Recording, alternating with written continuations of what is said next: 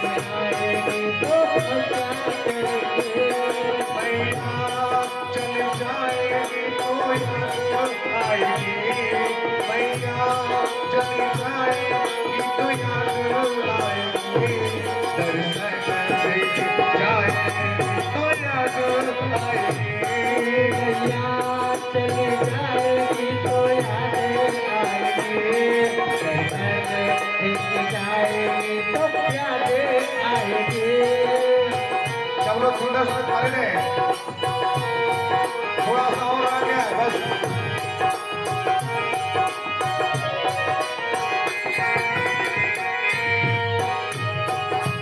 मैया मेरी नजर में दर्शन देने आई थी, दर्शन देके मेरी माँ अब चल जाए।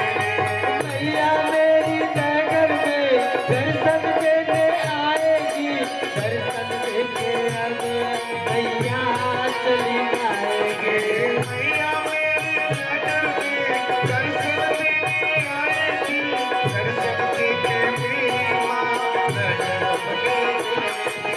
मैया मेरी नगर में दर्शन देने आएगी, दर्शन देके मैया अब चली जाएगी। मैया का दर्शन अब सब कर लो, मैया का दर्शन अब सब कर लो, चल छोड़े चली जाए तो याद आएगी।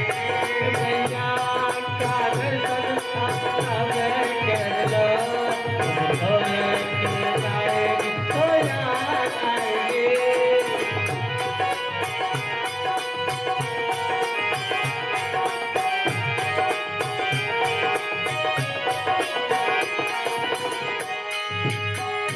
बोले वृंदावन बिहारी लाल की जय। अब राजा परीक्षित, अब कथा की तैयारी हो गई, कथा प्रारंभ होता है। प्रथम दिवस की कथा सुने, द्वितीय दिवस की कथा सुने, तृतीय दिवस की कथा सुने, इस तरह से पंचम दिवस तक कथा हो गया।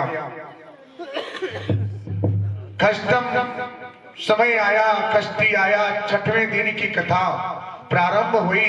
राजा परीक्षित ने सुखदेव जी मुनि महाराज जी से प्रश्न कर लिए, क्या महाराज जी ये बताइए,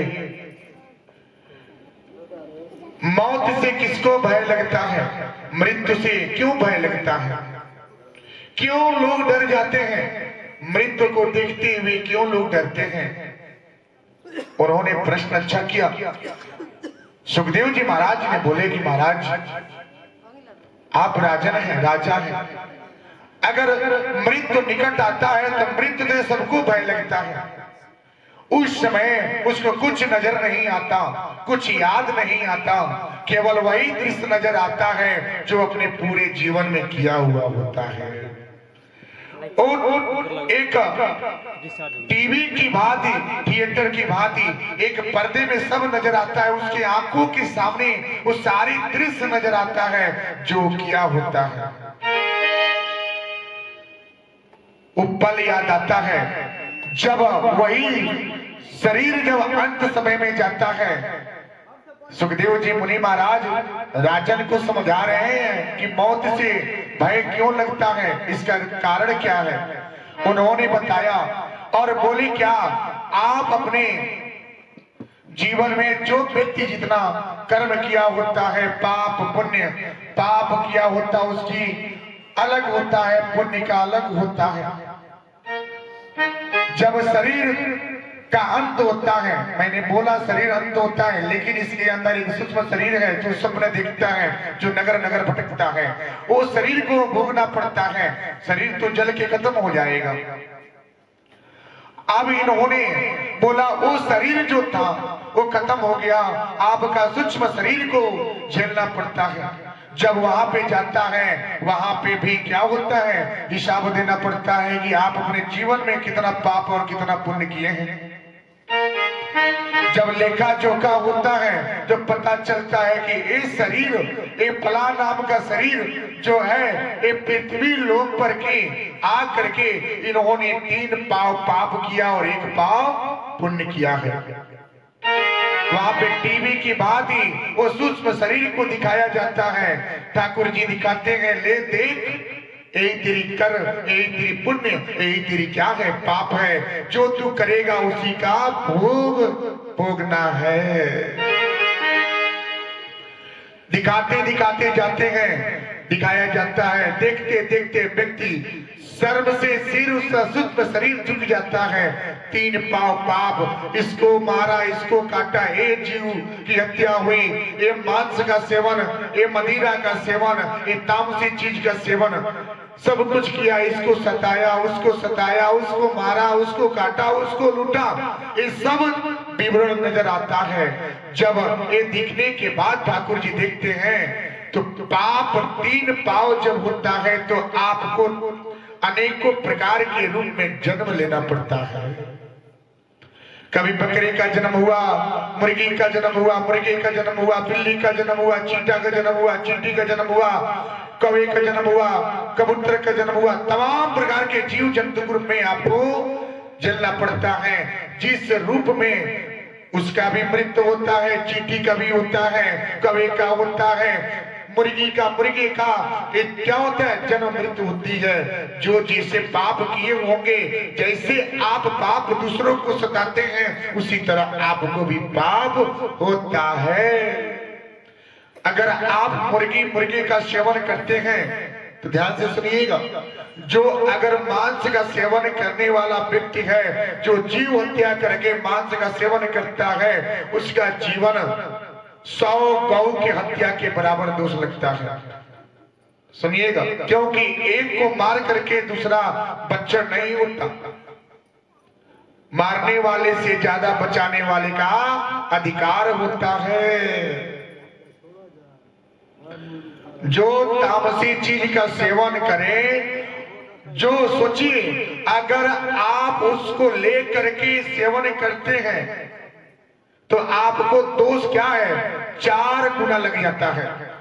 जो आप पाल पोस करके, एक बकरे को क्या करते हैं, छोटे छोटे बच्चे को पालते हैं, पोसते हैं, उसको खिलाते हैं, चारा देते हैं और पाल पोस करके बड़ा करते हैं और उसको क्या करते हैं, बाजार में बेच देते हैं। लेके जाओ, अब इसको हो गया, इसको बेचा जाता है। और सोचिए, जितना एक पुत्र को पाल करके पोषने में जितना दर्द होता है, उसी तरह जीव को भी पालने पोषने में दर्द होता है। वो जीव बड़ा होता है और जब आप एक कसाई के हाथ से बेचते हैं, चिकड़े के हाथ से बेचते हैं, चीक के हाथ से बेच देते हैं, बाजार में लाके बेचा जाता है, उसकी बलि होती है, बलि काटा जाता है। आपको दोष काटने वाले से ज्यादा आपको दोष लगेगा, क्योंकि आपने पाला है, पोषा है, बड़ा किया है। अगर जो बकरे का अगर सेवन, बकरे को पालन करता है, बकरी को पालन करता है, उसको पालना छोड़ दे, क्योंकि सबसे बड़ा हत्या दोष एक बकरी पर लगता है। उसको पालिए, पोसिए, बड़ा कीजिए, वो अपने जान से जाएगा, अपने मृत्यु से जाएगा तो कोई दोष नहीं। अगर उसको व्यवसाय बना लिए, उसको व्यवसाय बना करके बेचेंगे तो सोचिए कि कितना दोष लगता है, कितना बड़ा दोष लगता है। अब तो इतना सरकार भी आपके इसके व्यवस्था में लग गई है क्या कि जो जीव हत्या करेगा उसको भी उतना ही दोष लगेगा। वही धारा लगेगी जो एक मानव की धारा लगती है। ध्यान से सुनिएगा, जो एक मानव की धारा लगती है, जो एक क्या है, अगर आप किसी को मार दिए, किसी को हत्या कर दिए, जो धारा आप पे लगेगा वही धारा जीव हत्या करने में लगेगा। ध्यान से सुनिएगा। अब इसको रुकिए, इसको दूर कर दीजिए, पालिए, पोषिए, बड़ा कीजिए और उसको अपने जीवन तक रखिए, उसको अपने जीवन तक चलने दीजिए, क्योंकि ये आपका व्यवसाय नहीं है। पालना पोषना, अगर उसके जगह पे गाय पालन कीजिए, उसको सेवा कीजिए, उसके बछड़े का सेवन कीजिए, उसके बछड़े का सेवा कीजिए, उसको देख रेख कीजिए, हमेशा उसकी आहार देते रहिए, उनका आहार का सेवन कराइए। देखिए कितना फल होता है। अगर आपके पास अगर बड़ा सा बड़ा बीमारी है, बड़ा बड़ा सा रोग है, अगर बड़ा कर्जा है, तो आप गाय के खुर को, गाय के पांव के पास गौशाला में जा करके हाथ जोड़ करके विनती करेंगे, हे माता हम बहुत कर्जदार हैं, इस कर्जे से मुक्ति दिलाइए। तो आप 1.25 महीने के अंदर, 1.25 महीने आप उनको ऐसे प्रातः काल उठ करके सूर्योदय से पहले अगर उनके शरण में जा करके सर्वप्रथम उनको नमन करें, अपने मन की बातें बोलें, तो आप देखिए आपको 6 महीने के अंदर सारी कर्जे से मुक्ति होगा। इसका प्रमाण है। गाय लक्ष्मी होती है, गाय को लक्ष्मी मान करके जिस घर में लक्ष्मी बसे उस घर में दरिद्रता कहां से आवे। गाय को पालिए, गाय को पोषिए और उसके घर पे तामसी चीज का सेवन कीजिए, उसके मुर्गी का जो मांस है उस सेवन कीजिए। उस गाय को वहां घर पे धन लक्ष्मी थोड़ी होगी ना, उस घर पे लक्ष्मी नहीं होगी। जिस दरवाजे पे अगर गाय का पालन करते हैं उस घर पे कभी तामसी चीज नहीं होना चाहिए, तब वो गाय वो आपको बरकत देगी, आपकी सुख समृद्धि बढ़ाएगी। उस घर में लक्ष्मी जी हमेशा क्या करती हैं, साफ सुथरे जगह पे वास करती हैं।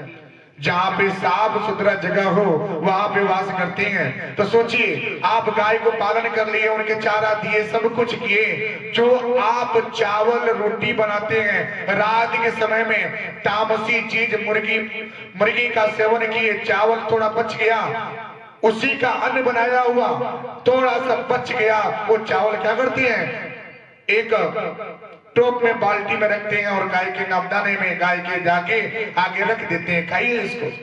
कितना बड़ा दोष लगेगा मेरी माँ, सोचिए। तो गाय को जिस घर में पालन हुए उस घर में कभी भी मुर्गा मुर्गी का सेवन नहीं होना चाहिए, यही इसका संस्कार है। इसी से क्या होता है, धन्य धान्य की बरकत होता है, सुख समृद्धि की प्राप्ति होती है। अगर जो माताएं अगर नहीं इसका मान रखती हैं तो इसका प्रमाण देते हैं कि आप 1 साल के अंदर अगर गाय का पालन कीजिए और अपने घर पे अपने जिस चूल्हे पे आप सात्विकता भोजन पकाते हैं, दाल चावल रोटी सब्जी, और उसी चूल्हे पे आप मुर्गा आप मांस का पकवान करती हैं, तो सोचिए कितना दोष है। वही अन्य आप गाय को खिलाएंगे, वही अन्य आप खाएंगे, वही अन्य आपके परिवार का सेवन होता है, तो सोचिए कि वो अन्न कैसा होगा और आपका मन कैसा होगा। बुद्धि भोजन पर डिपेंड करेगी। तो गाय को पालने वाले ध्यान से सुनिएगा, पाला उसी तरह जाता है कि उनके घर पे कभी तामसी चीज नहीं हो। अच्छा, सम्मी जी का वृक्ष होता है, सम्मी जी का वृक्ष, सम्मी जी का पूछते हैं ना, कितने लोग सम्मी जी को पूछते हैं बताइए। सम्मी जी को, सम्मी जी जो दरवाजे पे लगाया जाता है, बताइए, सब लोग पूजा करते हैं ना। जिस दरवाजे पे अगर उनका पूजन होता हो, सबके जिस चीज दरवाजे पे, ध्यान से सुन लीजिएगा, अंतिम कथा है, उस दरवाजे पे अगर सम्मी जी हैं, सम्मी जी को पूजन पाठ जल अगर चढ़ता है, उनके घर पे कभी तामसी नहीं होना चाहिए, नहीं तो उनका प्रभाव चौगुना होता है। ध्यान से सुनिएगा, चौगुना प्रभाव होता है। अगर दरवाजे पे सम्मी जी का अगर पौधा लगा दिए, वृक्ष लगा दिए, सेवा किए, बोलते हैं हम तो भगवान जी को पूजते हैं, इसमें देवता रहते हैं, जब उनका प्रभाव दिखता है तो आपका घर क्या होता है, बिखर जाता है, टूट जाता है, वो घर कभी सुख समृद्धि नहीं होता। तो जिस दरवाजे पे गौ रहे, सम्मी जी रहे, उनके दरवाजे पे कभी भी मुर्गी का सेवन नहीं होना चाहिए। कितने लोग बात को मानते हैं, हाँ या ना, बताइए, हाथ उठाइए, हाथ उठाइए, कितने लोग मानते हैं, हाँ या ना। देखिए, चलिए नहीं 4 सदस्य मिले, 2 सदस्य तो मिले, जीवन कृत हो गया। अगर उसी तरह राजा परीक्षित के पास जब ये बातें आई, इन्होंने बताया, उसके बाद तमाम जीव की रूप में जन्म लेना पड़ता है। जब आपके पास एक पाव पुण्य बचता है, एक पाव पुण्य बचता है, तो ठाकुर जी बोलते हैं कि आ जाओ, एक मानुष का तन पाओ और संसार में जाकर के मेरा नाम जपो, कल्याण करो, जगत हित करो, इसी से आपका जीवन कल्याण होगा। यही आपका कल्याण का मार्ग है। आपको इतने जन्म लेने के बाद ये जीवन मिलता है। बहुत ही भाग्य है आपके जीवन, जो आप इस युग में हैं और आपके जन्म से श्रीमद् भागवत कथा का श्रवण कर रहे हैं। राजा परीक्षित ने प्रश्न पूछ लिए, महाराज जी ने बताए। उन्होंने बोला कि महाराज एक प्रश्न और है। उन्होंने बोला ठीक है। एक करने के बाद उन्होंने बोला कुछ समय ले लिए। राजा परीक्षित, सुबह की बेला थी और प्रातः काल अभी चेहरे पे, उनके मुख पे जल नहीं गया था, तब तक स्वर्ग लोक से विमान आया और विमान के रास्ते अमृत का घड़ा आया। अमृत का घड़ा आया। सोचिएगा, अगर आपको एक तरफ अगर 1 लाख रुपया रख दिया जाए और दूसरे तरफ श्रीमद् भागवत कथा का रसपान कराया जाए, तो आप क्या लेना पसंद करेंगे मेरी माँ? पैसा या श्रीमद् भागवत कथा? बताइए, क्या लेना पसंद करेंगे? श्रीमद् भागवत कथा का रसपान करेंगे या पैसे का उपयोग करेंगे? बताइए मेरी माँ, बोलिए। हाँ, देखिए, इन्होंने बोला क्या कि हम धन नहीं लेंगे ना, हमें अपने जीवन को कृत करना है और हमें श्रीमद् भागवत कथा का रसपान करना है। उसी तरह राजा परीक्षित के पास स्वर्ग लोक से अमृत से घड़ा आया और दूत बोलते हैं कि महाराज इसे सेवन कर लीजिए, आप अजर अमर अमृत पिएंगे, अमर हो जाएंगे। आप क्या करेंगे? मृत तो नहीं होगी। राजा परीक्षित के मन में थोड़ा सा भाव आया। उन्होंने बोला ठीक है, जाकर के महाराज जी से पूछे। सुखदेव जी मुनि महाराज जी से पूछते हैं, महाराज जी ये बताइए कि श्रीमद् भागवत कथा का रसपान करना अच्छा है कि अमृत का पान करना अच्छा है? आप लोगों ने क्या बोला? लालच आ गया मन में कि ना, ये तो कभी मिल जाएगा लेकिन धन नहीं मिलेगा ना, तो चले आज हम धन ही उठा लेते हैं। थोड़ा तो मन भटका था।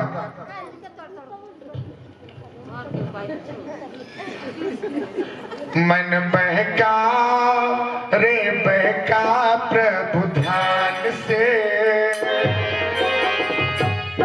मैंने भक्ति पा लिया प्रभु ध्यान से।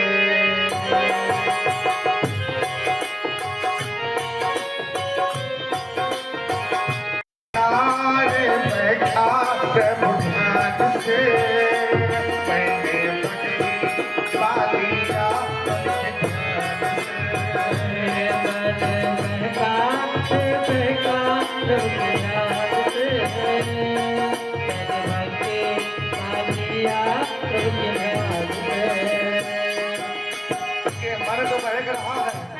मन बहका, लेकिन उसको आपने क्या किया? ना बोल करके आप लोगों ने बहुत अच्छा किया। कभी कभी ना बोलना भी अच्छा होता है क्या? ना बोले, अगर बोले होते तो सारी कथा आपका निरर्थक जाता था कि नहीं महाराज जी हम पैसे लेंगे, तो सारी कथा अनर्थ हो जाता था। तो सोचिए, आप लोगों ने ना बोला और एक माता जी ने बोला क्या कि हम क्या करेंगे, हम क्या करेंगे?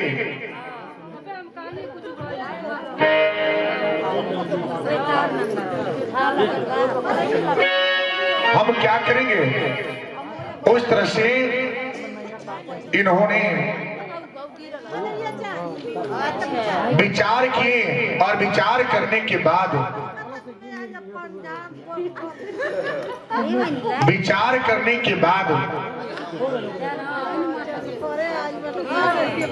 अब ये प्रस्ताव रख दिए प्रस्ताव रख देते हैं क्या कि अमृत का पान नहीं करेंगे, हम श्रीमद् भागवत कथा का रसपान करेंगे। रसपान करेंगे। उन्होंने रसपान किए और बोले क्या हमें अमृत पान नहीं करना है, हमें श्रीमद् भागवत कथा का रसपान करना है।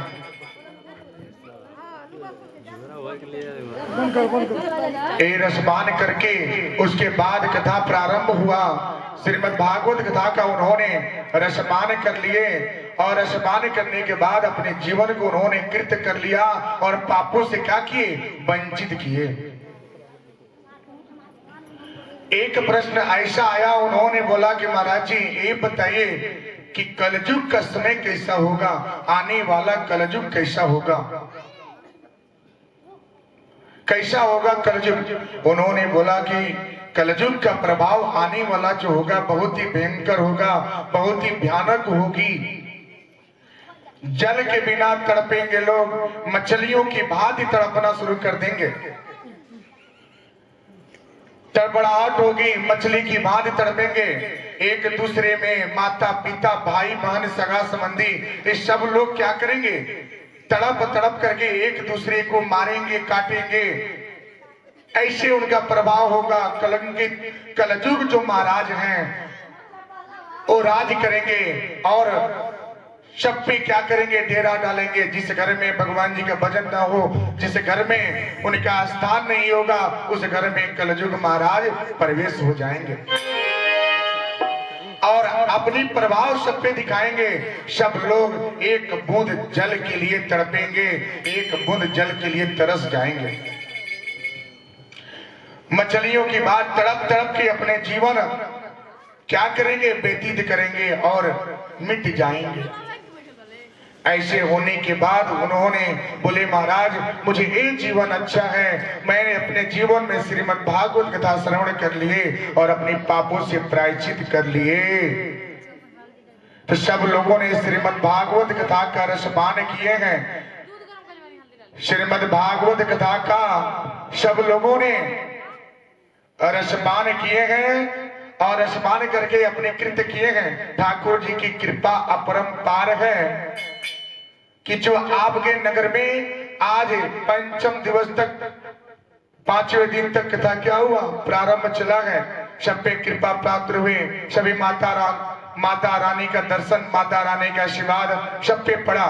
जो बड़े से बड़े दुख होते हैं, बड़े से बड़े दुख क्या होते हैं, क्षण में दुख होते हैं, जो मैंने कल बोला। जो बड़े से बड़े संकट क्षणिक हो जाते हैं, यही होता है आशीर्वाद। ठाकुर जी का आशीर्वाद इस नगर पे पड़ा है, इस जगह पे पड़ा, आपके घर पे पड़ा, पूरे परिवार में पड़ा। सब लोगों ने उनका दिव्य दर्शन किए। बोलिए वृंदावन बिहारी लाल की। और लेके जाना रे, और लेके जाना रे हरि का नाम थोड़ा थोड़ा, लेके जाना रे हरि का नाम थोड़ा थोड़ा, और लेके जाना रे हरि का नाम थोड़ा थोड़ा, लेके जाना रे हरि का नाम थोड़ा थोड़ा, लेके जाना रे हरि का नाम थोड़ा थोड़ा, लेके जाना रे हरि का नाम थोड़ा थोड़ा। सखिया रे तेरा रस प्रेम भरे,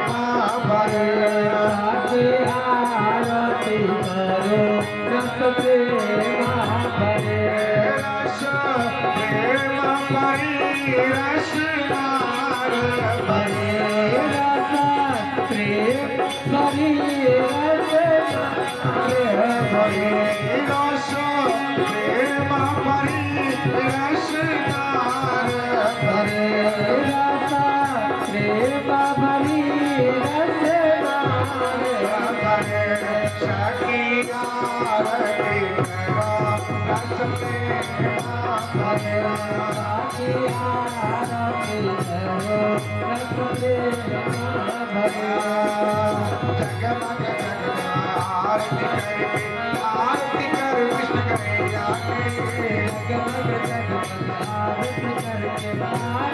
कृष्ण कन्हैया की।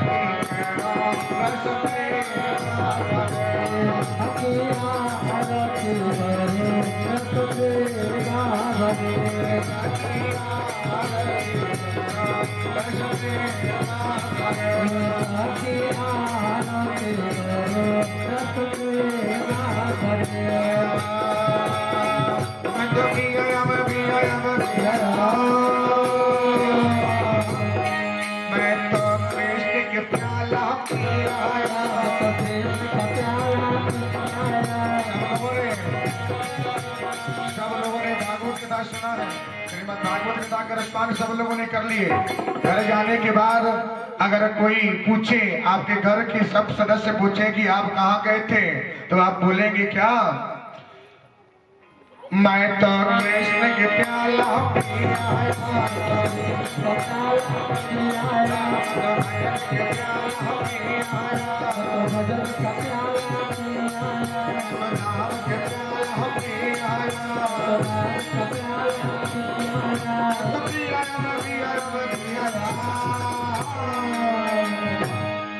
मैं तो कृष्ण के प्याला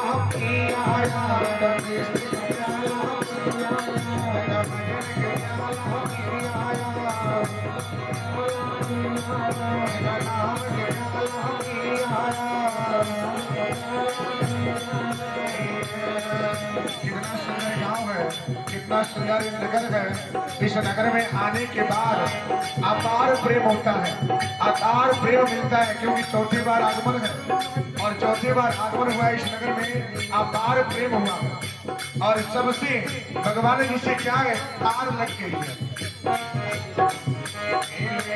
तार है भक्ति अपार है, तार है भक्ति अपार है।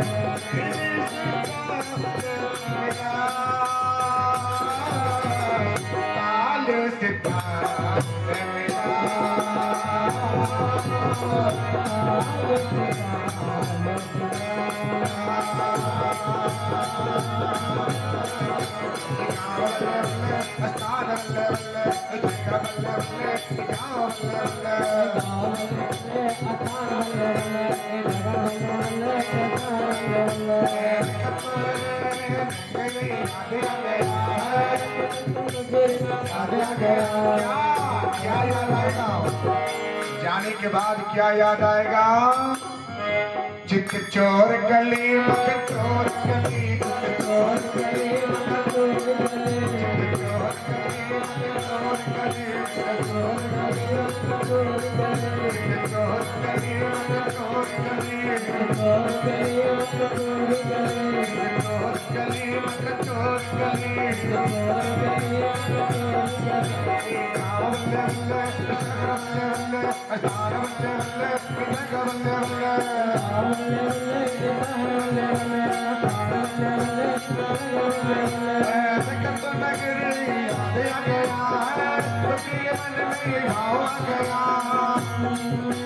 क्या भाव आया है सबके मन में? क्या भाव आया?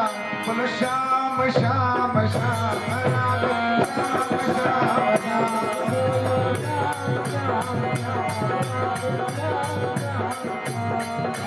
सबके सब लोग घर पे जाएंगे और भगवान जी का स्मरण प्रसाद देने के बाद अब तो हम लोग कल चले जाएंगे और इस नगर से सबकी विदाई हो जाएगा। सारी देवी देवता चले जाएंगे, हम लोग भी चले जाएंगे। क्या कहेंगे? हम तो चले अपने गाँव सब तो राम राम राम हम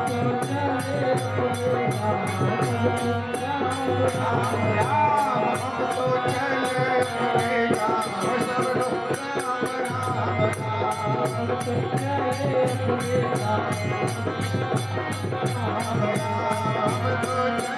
अपने गाँव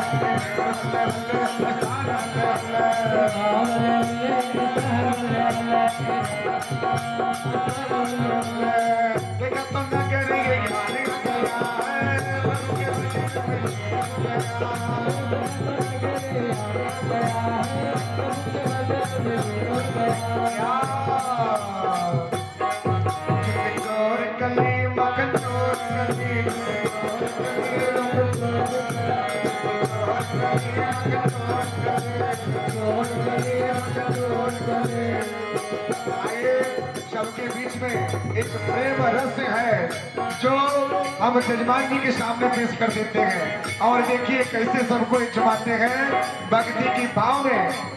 ऐसे झुमाएंगे कि सब लोग झुमेंगे, क्योंकि बार बार मौका मिलने वाला नहीं है। इसे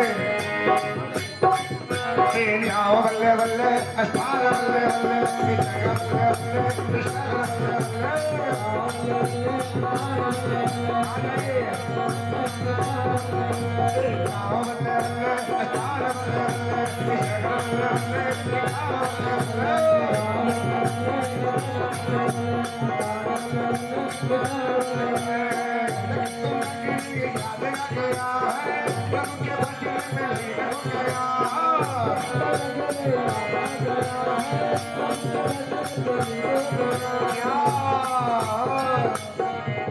बोला इस नगर का नाम क्या है? चित चोर गली मत चोर गली चोर गली मत चोर गली चोर गली मत चोर गली चोर गली मत चोर गली चोर गली मत चोर गली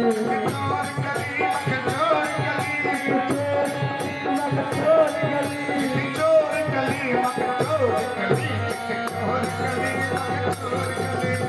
चोर गली चोर गली चोर गली चोर गली